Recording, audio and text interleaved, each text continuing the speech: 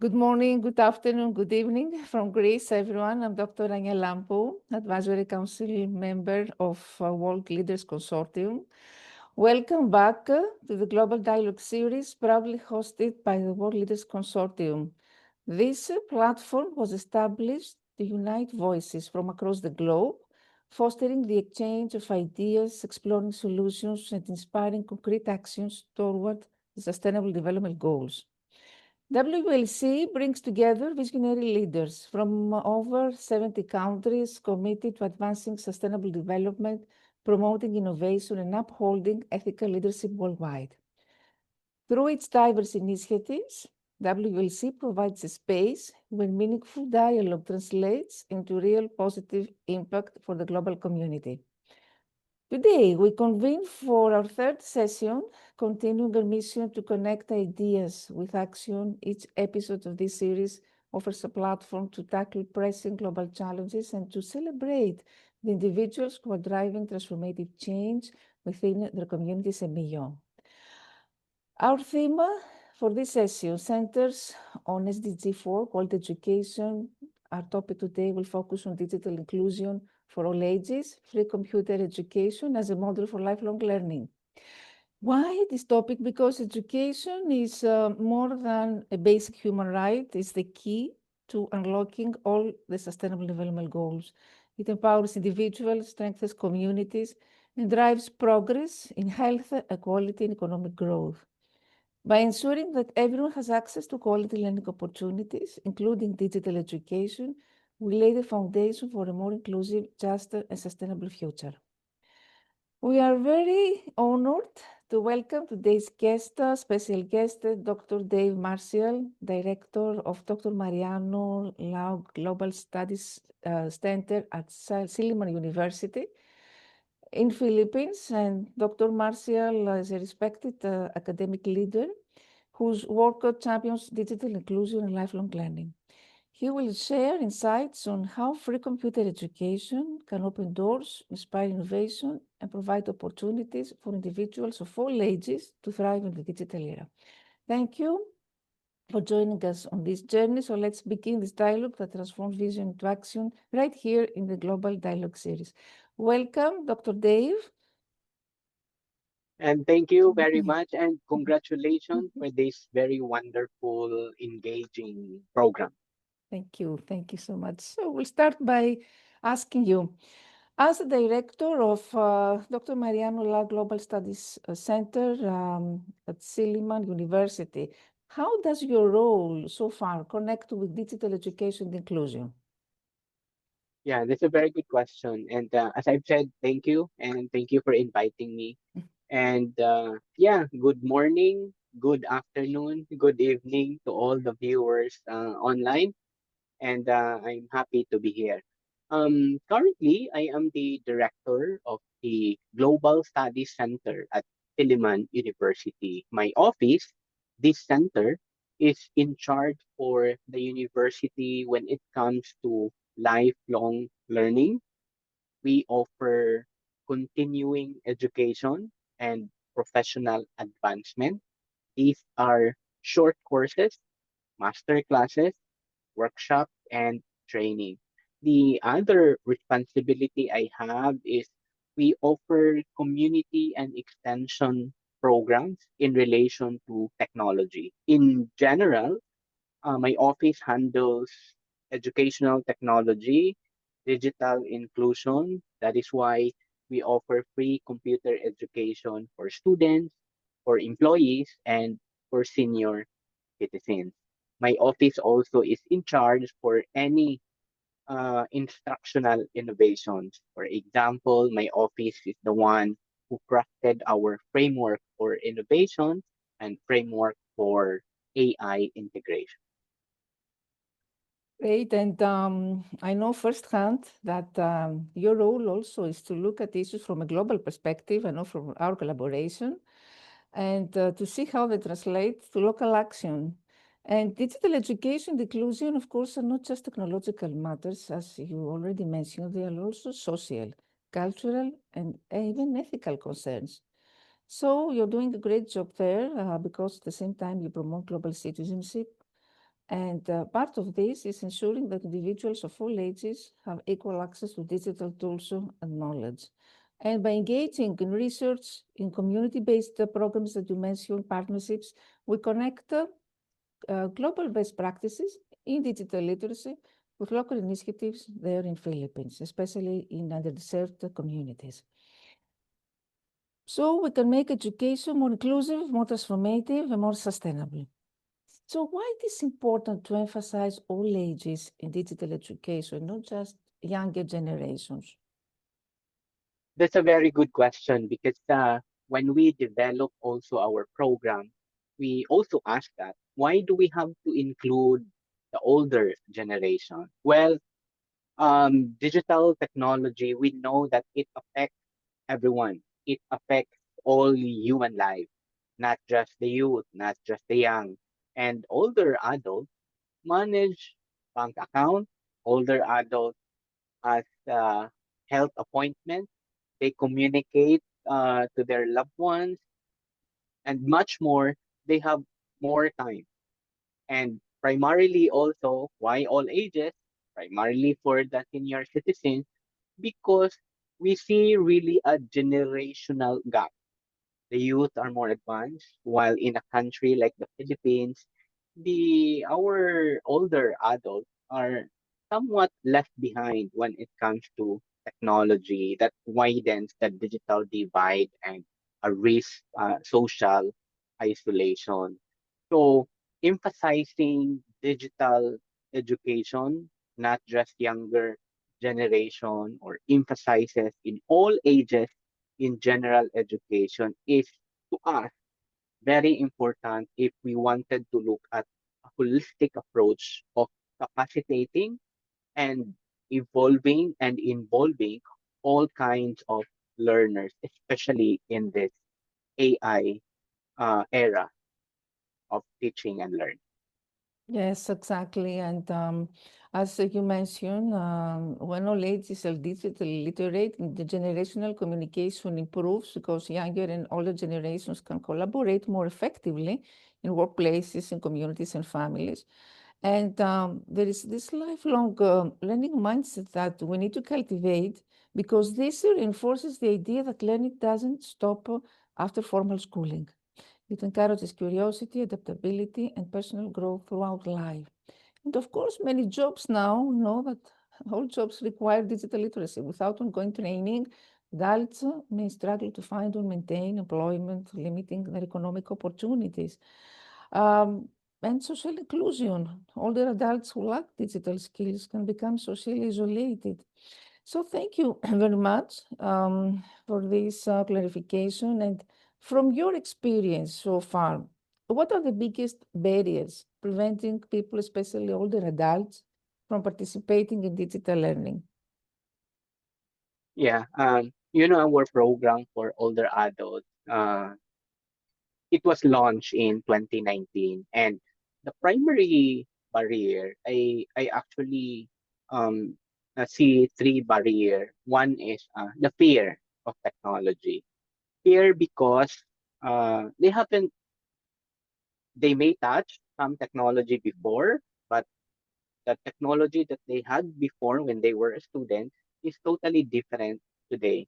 So they feel that the computer will be destroyed, will be broken, all the settings will be messy and it will not work. That's the fear.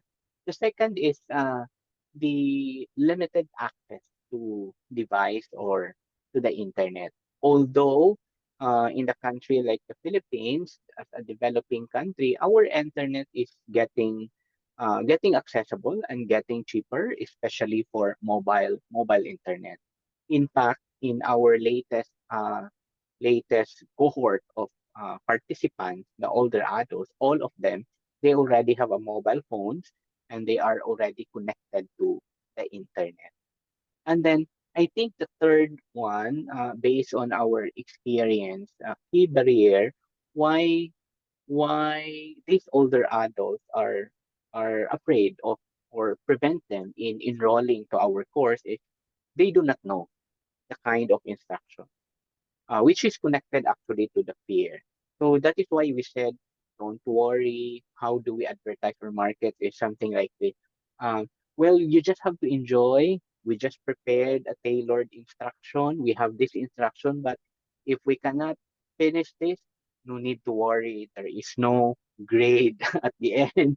All you have to do is to enjoy the fun or have fun. Many of our older adult learners feel really overwhelmed at first. So when we start with relatable topics, we even started with typing. We even started with creating birthday greetings card and others because we want them to overpass and make sure that the fear and the lack of information about the training will be taken over.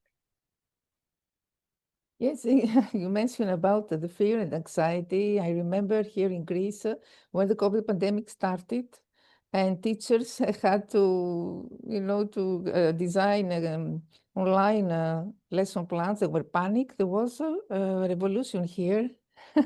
They were very stressed because we have Yeah. realized that there are teachers who didn't know how to switch on their computers.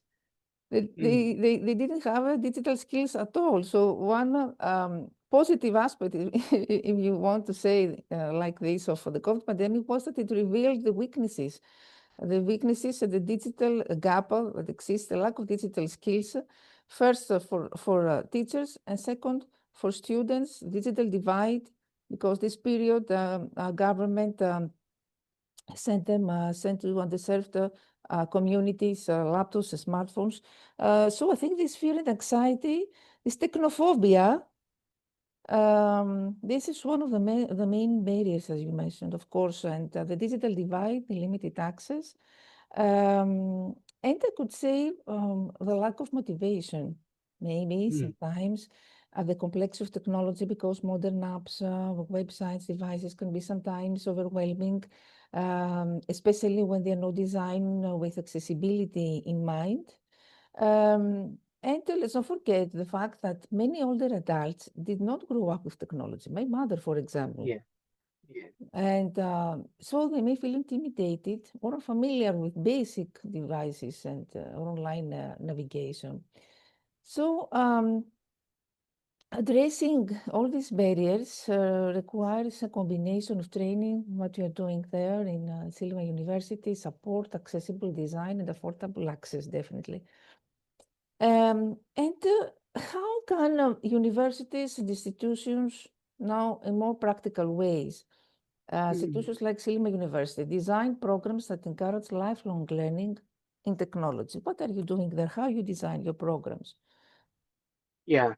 I remember our number one criteria is topic should be relatable to them, meaning topic should be contextualized and the topic should be uh, the topic should be has a value to them when they go back to their home.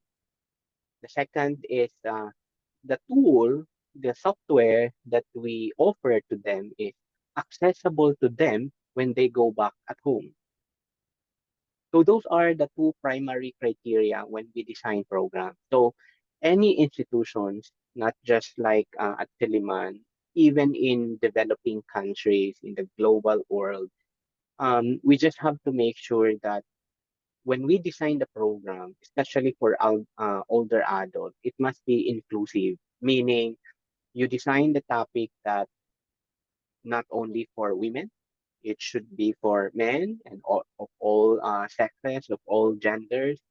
The tool that you are offering should be accessible. That means that when you train something for them, when they go home, they were able to find it at their desktop, at home, in their homes, and relatable. Topic should be relatable. Relatable in the sense that you don't need to offer a topic that is very highfalutin to them and very that they cannot relate.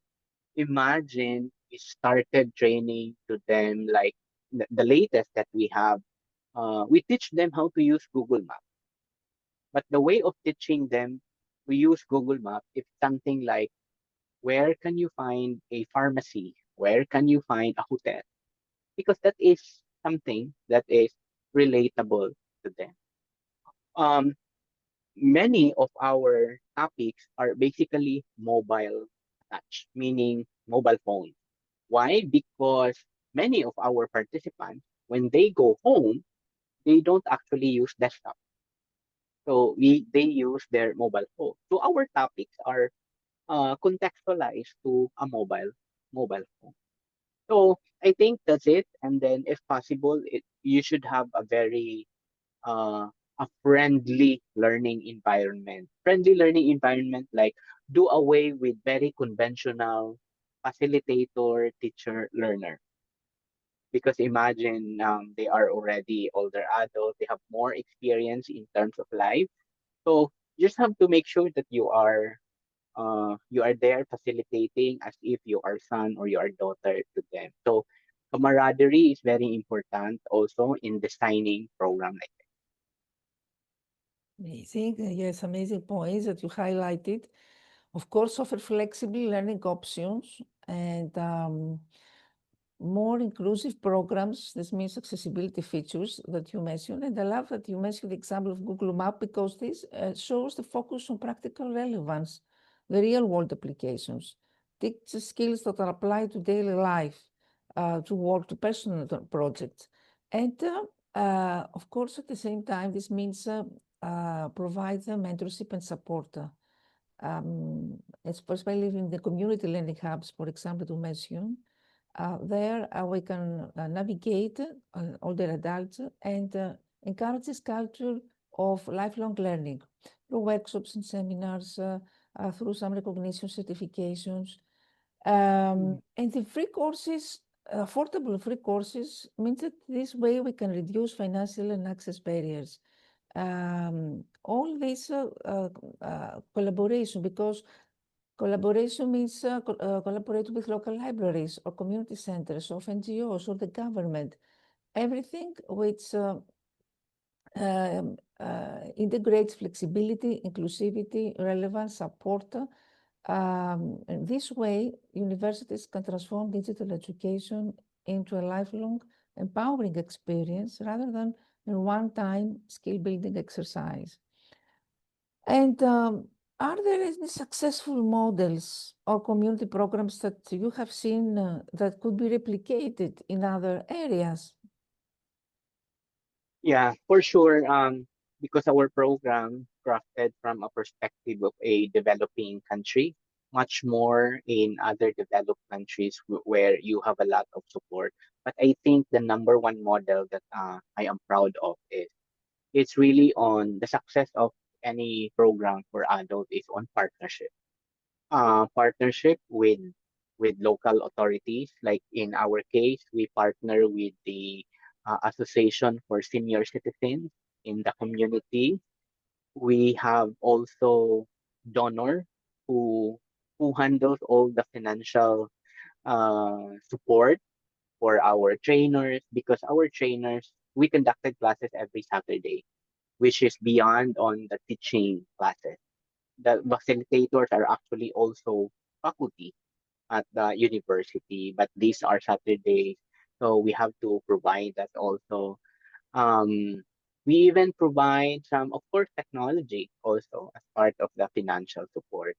And then partners when it comes to the trainer from the different departments and the different units in the university, making it more impactful, not only for my office, but as an office or as an institution's impact that could lead towards the um, support no, of our advocacy toward digital inclusion and global education.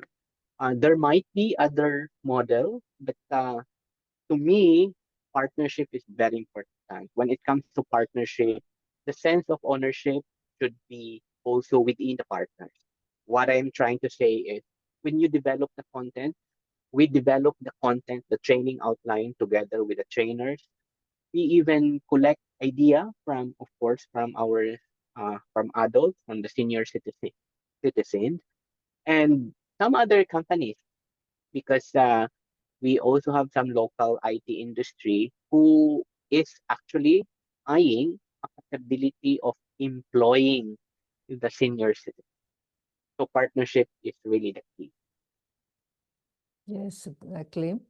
So some key points for application, some suggestions that you mentioned could involve partnerships, community involvement, so engage local organizations in order to deliver and support the programs, and the accessibility, of course, ensure programs that are easily accessible, and in the generational engagement that we mentioned, incorporate opportunities for older adults to connect with younger generations, and in general, comprehensive support. Provide not only training, but also necessary equipment and ongoing assistance. I think by adapting these kind of models to local contexts and um, or in community centers, this can develop effective digital literacy programs that can empower older adults and promote lifelong learning. So I know you're collaborating a lot with educators and researchers and teachers from different countries. So what lessons can we learn from global best practices in making digital literacy a universal right? Mm. Yeah. Um, Actually, our program it is actually ranked 70th place globally under ethics and integrity by the World University Ranking for Innovation. It's the 70th place, this program. Why I share this because I feel that this recognition affirms the replicability and the lessons that we learn that could be applied globally towards community-rooted, donor-supported digital education activity. And this global best practice show that digital literacy must be embedded in public service, not just as a project. That's what I'm always proud. And at the same time, but as a policy. So policymakers, we must also recognize the context, of course, the language, the ages, and the access. I know when we develop also our program, we look at several countries offering free computer for senior adults, and we have different mindset. I know in advanced countries they already offered computer programming for older adults. To us in the Philippines, that's impossible. That's impossible because we have to start really on typing. We really have to start how to download an app, things like so contextualization. But my point is, we can learn this as a global best practice. Uh, Making digital literacy as a universal right by embedding this as a public service or as a community extension from the academic perspective. That's that's how that's how we position our program because my office is a community extension arm, but emphasizing on global digital inclusion. So several key lessons emerge for making digital literacy a universal right. Treat digital literacy as a fundamental skill. We start from this. Then you mentioned about ensuring accessibility and inclusion. Programs must reach all populations, including rural communities, low-income households, people with disabilities, older adults. And this requires providing assistive technologies, localized content, multilingual resources maybe, and of course, combine education with access to technology. Foster community, intergenerational support, and of course, measuring impact and continuously improving. Programs that track learning outcomes, adaptation rates, and satisfaction can refine methods and ensure that they meet the community needs and they have global also perspectives. So I could say that digital literacy becomes a universal right only when education, access, inclusivity, policy, and lifelong learning converge. It is not enough to teach skills. Societies must create environments where everyone at any age can meaningfully participate in the digital world. And now we are in the world of AI. We are bombarded with AI tools. We have everything at our disposal, all these emerging technologies. What digital skills should people of all ages start developing today in this new current landscape? Yeah.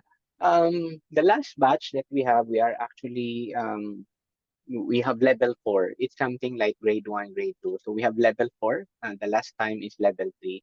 Starting level 3 of our free computer education for older adults, we already introduced to them AI, generative AI in particular. It is more of the understanding level on how they could understand and relate what AI and how AI could affect them as a older adult.